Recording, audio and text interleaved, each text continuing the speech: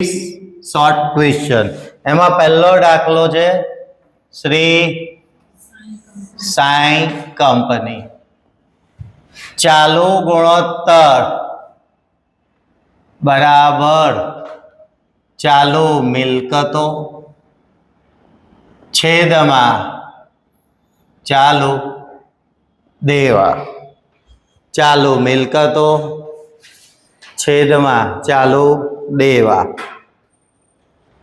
ચાલુ મિલકતો આપી છે 6,72,000 ચાલુ દેવા 4,48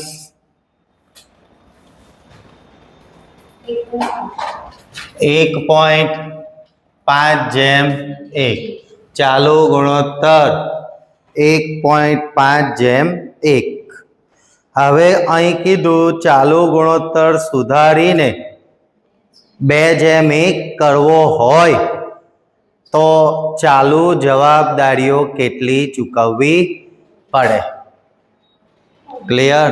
ચાલુ જવાબદારીઓ કેટલી ચૂકવવી પડે?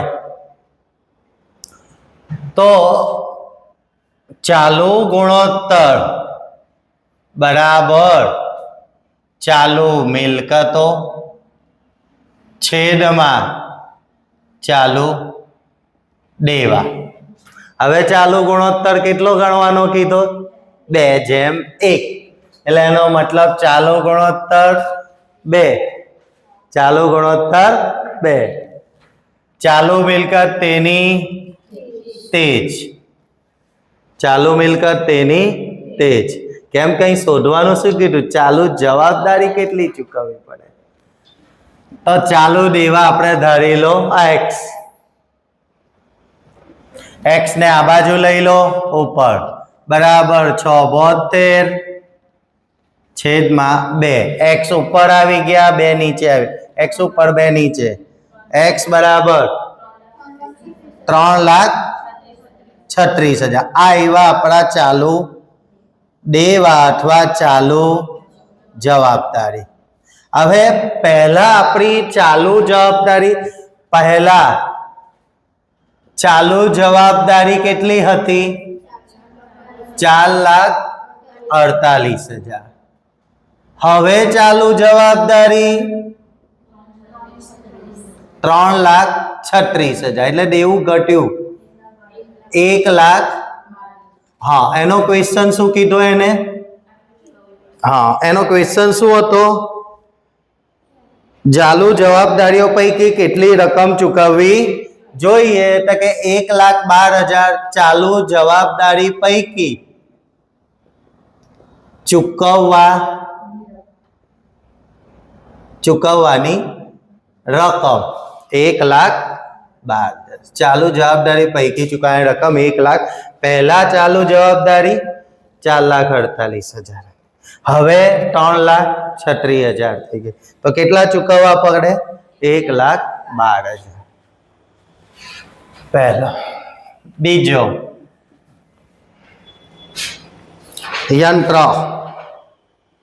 યંત્રની બાકી પડતર કિંમતે. ઓકે યંત્ર ખાતું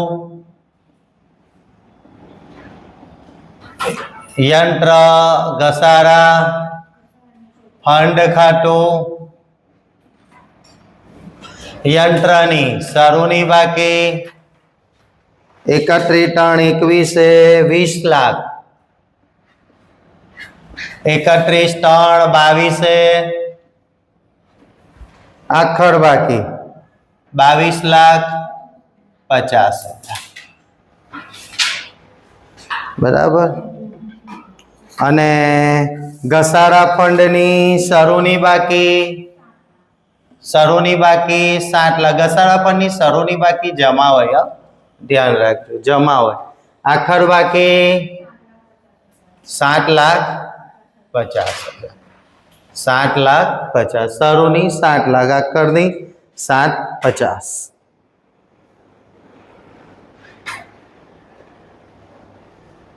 અને યંત્ર ખરીદી માટે ભંડોળનો ઉપયોગ કેટલો થયો હશે એ શોધી લઈશું આપણે. ભંડોળ પ્રવાહ પત્રક, ભંડોળ પ્રવાહ પત્રક. પ્રાપ્તિ,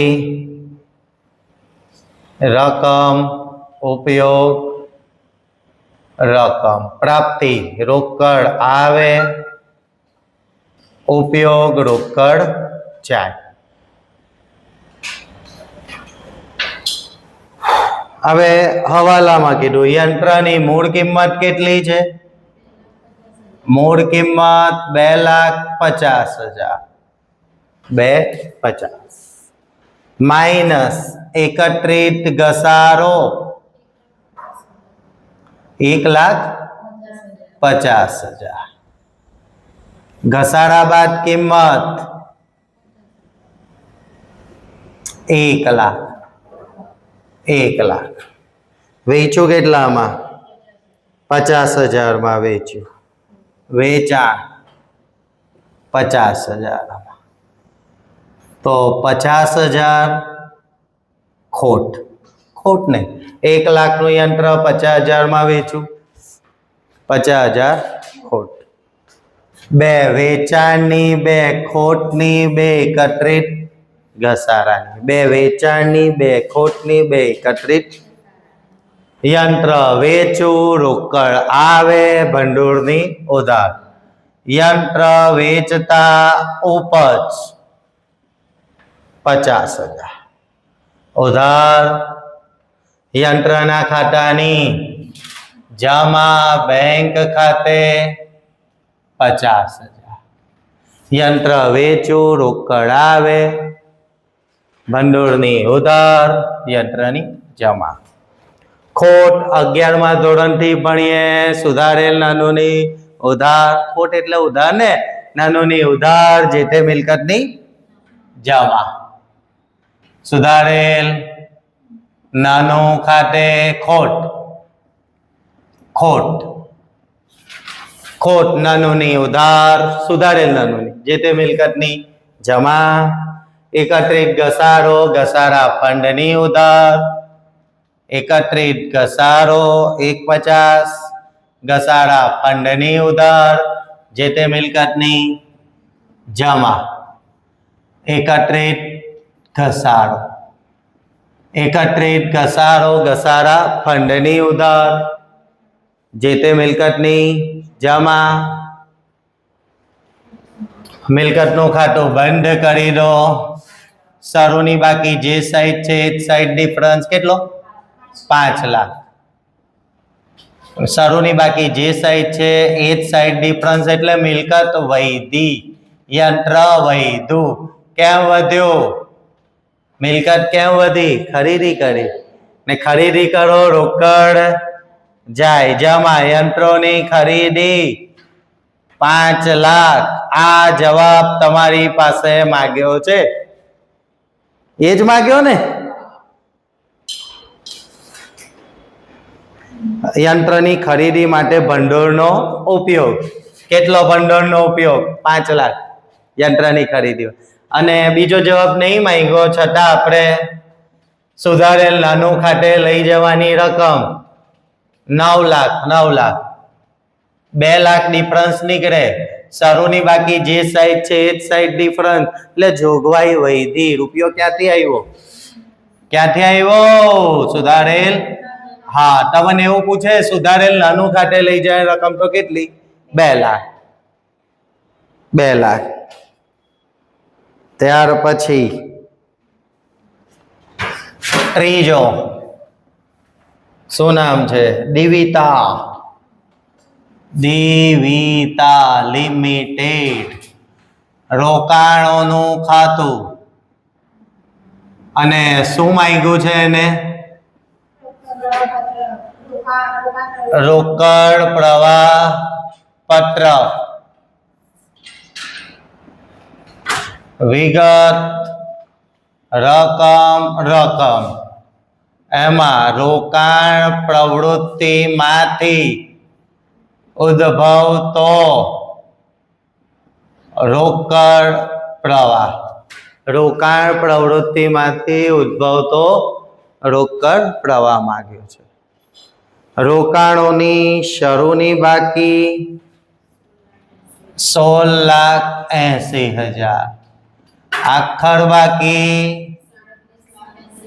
37,80,000.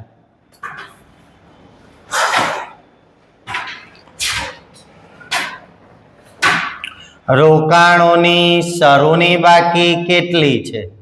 રોકાણોની શરૂની બાકી 16,80,000. એના કેટલા ટકા વેચ્યા? ખરીદ્યા. હા, અહીં અલગ છે વસ્તુ. આગળ કીધું વર્ષ દરમિયાન કંપનીએ કેટલાક રોકાણો 33,60,000 ની કિંમતે રોકાણોની ખરીદી. રોકાણ પ્રવૃત્તિમાં રોકાણોની ખરીદી કરું, રોકડ જાય માઇનસ 33,60,000. માઇનસ એટલે જમા, માઇનસ એટલે જમા. રોકાણોની ખરીદી કરું, રોકડ જાય માઇનસ, માઇનસ એટલે જમા. રોકાણોની ઉધાર બેંક ખાતે 33,60,000, 33,60,000. અને આગળ કીધું અને કેટલાક રોકાણો ચોપડે કિંમત પર 20% નફાથી વેચવામાં આવ્યા. કેટલાક એટલે કેટલાક, કઈ કયું? કેટલાક, કેટલાક એટલે કેટલાક, કઈ કયું નથી. એટલે જોવાનું શરૂમાં કેટલા હતા. હા, પ્લસ પ્લસ બોલાય. હા, 50,40,000. આખરમાં થયા 37,80,000. કેટલા ઘટ્યા? 12,60,000. કેમ ઘટ્યા? વેચી દીધા. અને ખાતા પરથી નક્કી થાય હંમેશા મૂળ કિંમત અથવા ચોપડે કિંમત કેટલી? 12,60,000. ફરી કહું, શરૂમાં કેટલા હતા? 50,40,000. આખરમાં થયા 37,80,000. કેટલા ઘટી ગયા? 12,00,000. કેમ ઘટી ગયા? વેચી દીધા. અને ખાતા પરથી નક્કી થાય હંમેશા મૂળ કિંમત હોય. એના પર કેટલા ટકા નફો ચડાવ્યો? ચોપડે કિંમત અથવા મૂળ કિંમત, એના પર ચડાવ્યો 20% નફો. 2,52,000. જોજો હા, ડાયરેક્ટ પ્લસ થશે નફો. અહીં મૂળ કિંમત પર અથવા મીન્સ ચોપડે કિંમત પર કીધો છે એટલે 15,00,000 વેચાણ. રોકાણો વેચું, રોકાણ પ્રવૃત્તિમાં રોકાણો વેચતા ઉપજ પ્લસ 15,12,000. રોકાણો વેચું, રોકડ આવે. પ્લસ પ્લસ એટલે ઉધાર. રોકાણોની જમા બેંક ખાતે 15,12,000. કેવા છે? નફા સામે નફાની અસર દૂર કરો, 2,52. અને નફો કયા ખાતે લઈ જાઓ? કોઈ સ્પષ્ટતા ન હોય તો સુધારેલ નાનું ખાતે નફો, ઉધાર નાનુની સુધારેલ નાનું જમા પણ એ બનાવવાનું નથી. એને માંગ્યું છે રોકાણ પ્રવૃત્તિમાંથી ઉદ્ભવતો રોકડ પ્રવાહ, ખાતું આઈ થિંક સરભર. ને આપણો રોકાણ પ્રવૃત્તિમાંથી ઉદ્ભવતો રોકડ પ્રવાહ માઇનસ 33,60,000 માઇનસ 15,12 18,00,000. હા, આ થયો આપણો રોકાણ પ્રવૃત્તિમાંથી ઉદ્ભવતો રોકડ પ્રવાહ. પોઝ કરી દે ને.